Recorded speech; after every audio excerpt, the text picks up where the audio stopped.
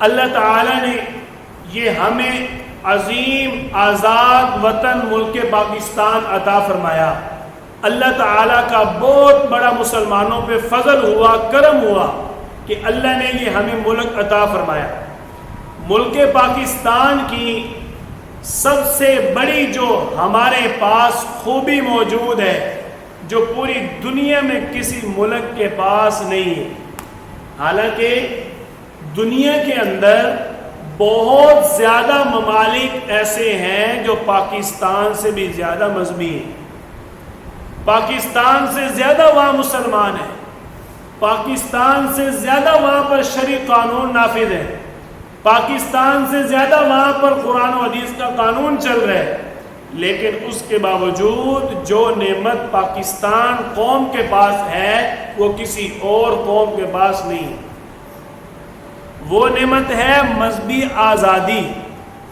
اللہ تعالی نے ہمیں ملک پاکستان عطا فرمایا. مذہبی آزادی والی نعمت کی وجہ سے ہمیں اس کی قدر کرنی چاہیے. مذہبی آزادی کتنی بڑی نعمت ہے. میں آپ کو مثال اور واقعے کے ساتھ عرض کر دیتا ہوں.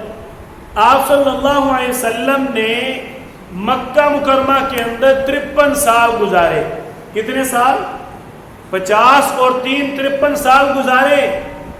لیکن 53 سالوں کے اندر وہ دین کا کام نہ ہو سکا جو آپ نے 10 سال مدینہ طیبہ آ کر کیا.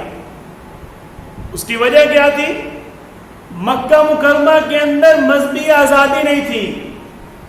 وہاں جو لا الہ الا اللہ محمد الرسول اللہ کی صدا دیتا اس کو ستایا جاتا، اس کو ظلم و ستم کا نشانہ بنایا جاتا، اس کو کبھی قید کیا جاتا، کبھی پابندیاں لگائی جاتی.